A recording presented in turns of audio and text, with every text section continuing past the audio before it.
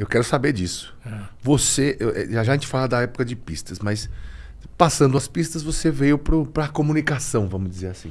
A comunicação veio por acidente, né? Conta. Eu era concessionário Volkswagen no Rio, muito amigo do Mauro Forjaz, diretor da Autosport, que era no Rio. Sim. E um dia ele me convidou para eu e ele irmos ao lançamento do primeiro Maverick, em junho de 73. 73, no Rio de Janeiro. Então fomos eu e o Mauro Forjaz. E foi a minha primeira matéria assinada. Você que escreveu a matéria. Claro, não. Lia muito. Quem lê muito escreve bem, né? Pois é, entendeu? Então, ali foi o meu início de jornalista automobilístico. Foi ali. Mas a sua profissão ali, com 31 anos, era qual? Bom, Só trabalhando na concessionária? trabalhei em concessionária, essa Auto Central. Dali da Auto Central, eu fui para a VMAG, que é a fábrica. VMAG, Sim. fábrica. Pô. Que era no Rio também. Fui ser inspetor de serviço na minha região, Rio de Janeiro. Isso depois de já ter escrito essa reportagem? Ou antes? Antes. Antes. Antes. Mas quando você foi com ele no lançamento, você trabalhava numa concessionária Volkswagen? Que era minha. Ah, que era sua. Boa. Minha consórcio, né? Sim, sim. Tá? E Que vendia de Fusca ali e então eu Kombi. vim. Aí chegou em 76, o editor do caderno de O Globo, de automóveis, Fernando Mariano, me convida para ir com ele a Belo Horizonte para o lançamento do 147. Então fomos eu e ele, entendeu? Então fiz a matéria também com ele, conheci o carro, entendeu? Vou ter uma coisa curiosa, eu tinha muita curiosidade de ver como é que ele era como tração dianteira em subida. Então eu estava no percurso entre Belo Horizonte e Ouro Preto, aí eu vi assim, um trecho de terra numa subida, Tem e muito lá. saí, fui lá ver como é que era. Era bom até a tração. Mas o pessoal da Fiat ficou empolvoroso, né? Cadê o carro do Bob? Entendeu? E imaginar que eles fizeram uma propaganda cruzando a Rio-Niterói com 1 litro de combustível. Exatamente, 14,3 quilômetros. Incrível, não? E teve uma também nas escadas da Igreja da Penha, não teve? Escadaria. Escadaria da Penha. Desceu ou subiu? Desceu, né? Desceu. E é uma bela escadaria, Não, hein? isso aí desce bem, viu? Desce? É carro meio altinho, desce bem. É. Não. Pra descer todo santo, né? Pra descer... Agora, eu tinha lá na época da concessionária um Jeep DKV, um Candango, 4. Ele subia a escada. E como é raro ver isso hoje, né? Outro dia eu vi um Raríssimo, candango numa raríssimo, exposição. raríssimo. Um candango 100% é muito difícil. E ele teve uma sobrevida na Alemanha, soube, né? Como Volkswagen Iltis. É aquele que é o veículo militar? Não, o militar teve 2. Primeiro o DKV chama-se Munga. Munga, isso aí. Isso aí, Munga, com N. É, Munga. Tá? E depois o Iltis também teve uma versão militar. Era o motor Volkswagen AP, motor 1715. Mas ar. Água.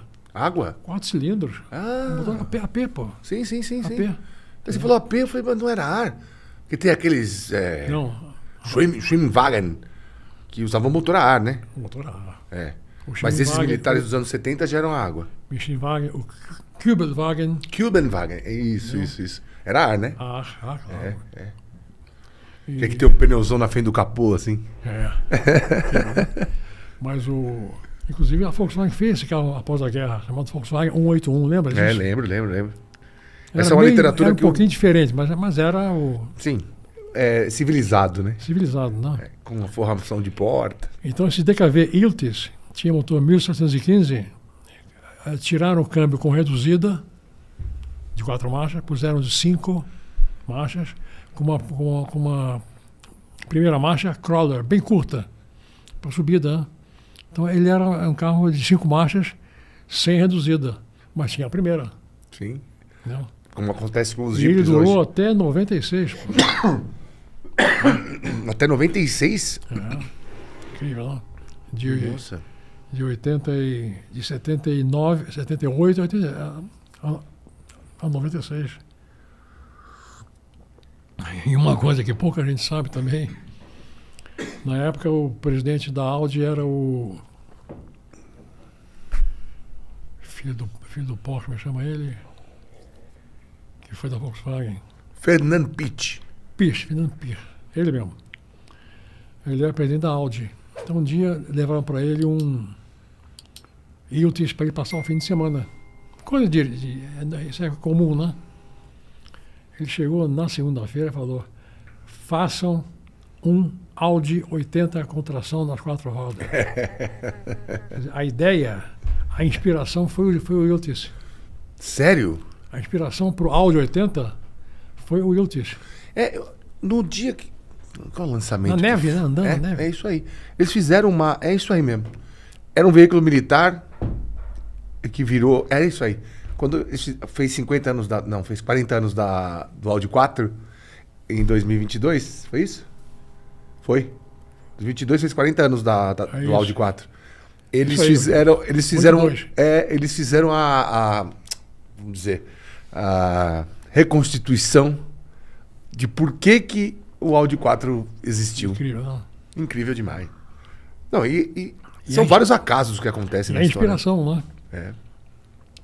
Andou, gostou. Só que essa história teve um precedente curiosíssimo. 20 anos antes, a Vemag resolveu trazer o Jeep DKV, o Candango. Sim. Então o engenheiro-chefe lá, que era o Dr. Ângelo Gonçalves, da Invemo, na época, né?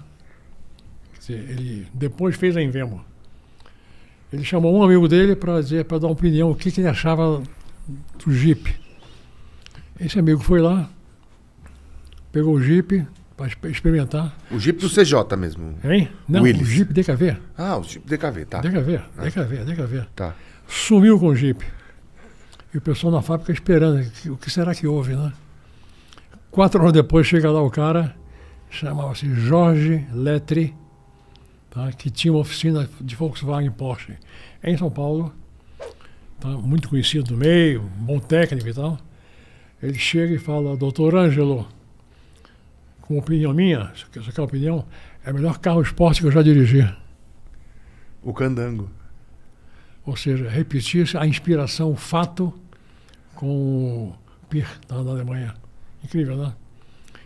Em seguida, o Jorge foi contratado para o departamento de testes da Vemag e logo começou o programa de competições na Vemag, chefiado pelo Jorge Letri. Esse programa culminou no Carcará? Fez parte...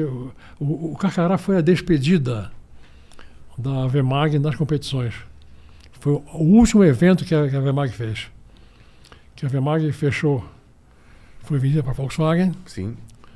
E ela, em 66, em junho, ela fechou a parte Vemag, DKV. Então, para fechar a era DKV, o Letri, então, bolou fazer o Carcará. E foi feito. Então, tudo começou lá.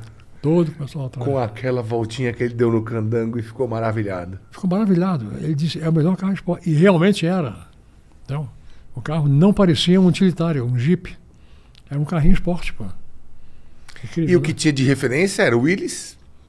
Bandeirante não tinha ainda, né? Bandeirante era 68? Bandeirante 58. 58 já tinha, então. Já tinha. Tava no comecinho, né?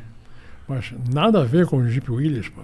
Era outra história. Sim. Então, você vê um Candango hoje, ele tem um porte meio de SUV moderno, né? Só que não se falava disso na época. Né? O Iltis, então, era fantástico.